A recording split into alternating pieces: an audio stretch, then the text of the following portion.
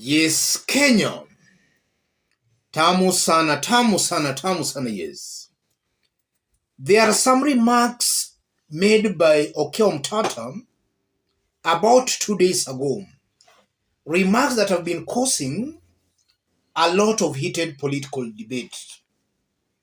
Right now, the money I have been offered to withdraw the petition challenging the implementation of the Finance Act 2023 has reached Kenya shillings 200 million. I tell them my price is one. If you can't govern, vacate the office for those who can. Okiya Omtata, 11th July 2023. I want us to put those remarks into perspective for Kenyans to understand what this means politically and why Kenyans should reject all leaders who supported the Finance Bill 2023. If you are watching us but you have not yet subscribed, subscribe, give this video a like. Let's proceed. Yes, let me start by saying this. That's an admission that Ruto's government might not be as broke as it wants Kenyans to believe. There is a lot of money in this government. The only problem is on how that money is being used. The money is being channeled to wrong things. As William Ruto and his team are telling Kenyans the government is broke, they inherited empty coffers from Uhuru's government. Ruto is creating more positions. The 50 CASs, a broke government increasing its expenditure by creating more unnecessary positions. Just recently, I think last week, SRC, with the full blessings of William Samoei Ruto, intends on increasing salaries of top government officials and members of parliament. Ruto regarding top government officials and members of parliament. A broke government increasing salaries of the big boys. So it appears there is a lot of money in this government. But where the money is being channeled to, there is where the problem actually lies. That's coming out very clearly. And in addition to that, it confirms that Ruto is not interested in the welfare of the common man. And this is something Kenyans should take very seriously. Ruto hates poor people. And if he can go to very extreme lengths to make sure, rather than making sure, poor people are milked dry. And Kenya should not take that for granted. This is why immediately William Ruto came to power, the first thing he did was to remove subsidies on basic commodities that were cushioning the hustlers from the harsh economic realities.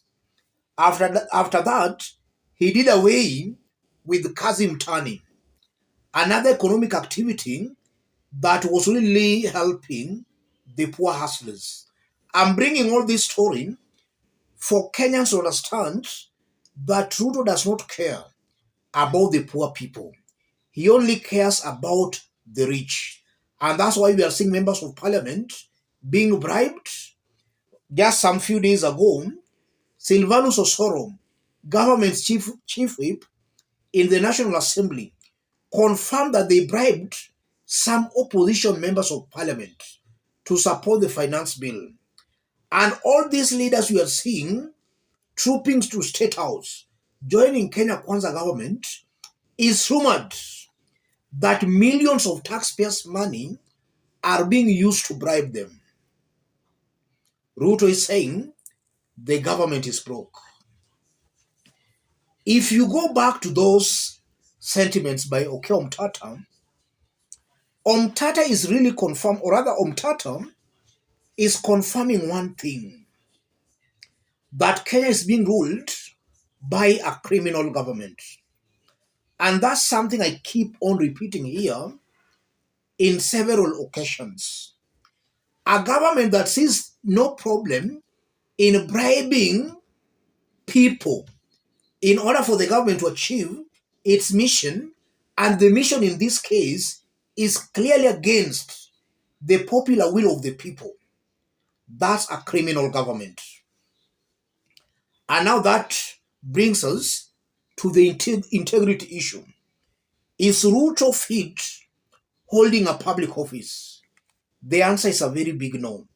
He fails the leadership and integrity test, chapter 6 of our constitution. And if our laws were working properly, Ruto ought to have been impeached as early as yesterday.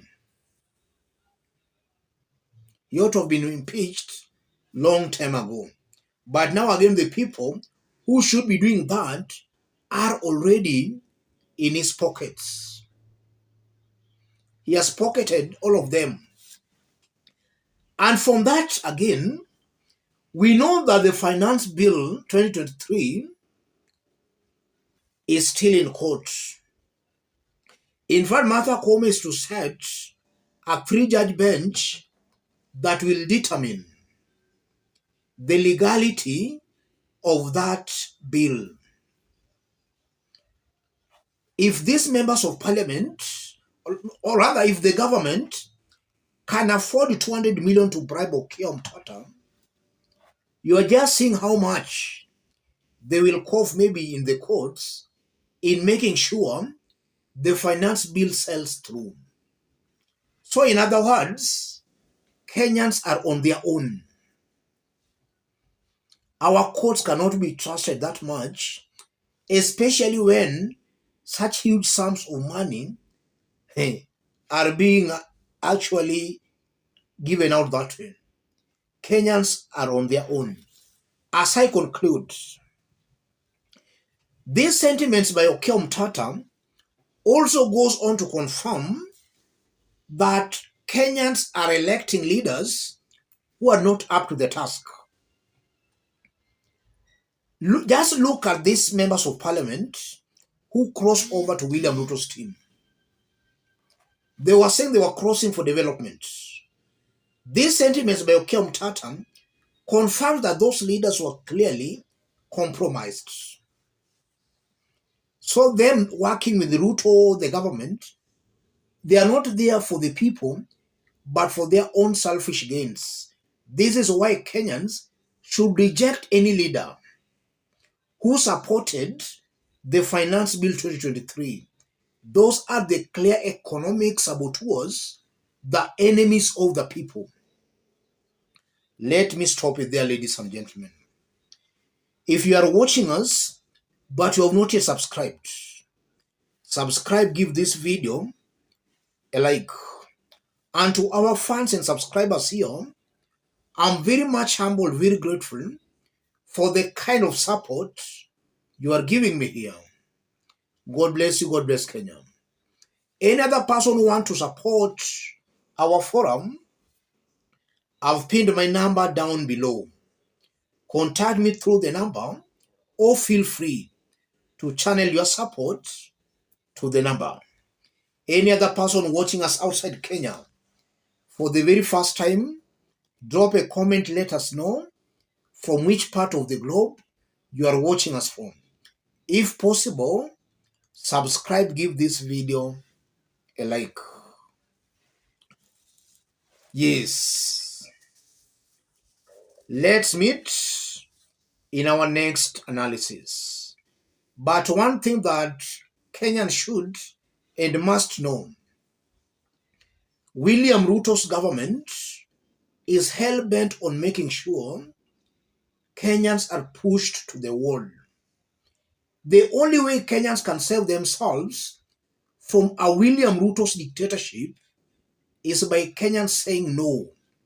The only way they can say no is by exercising their rights, or rather the rights given to them by the Constitution.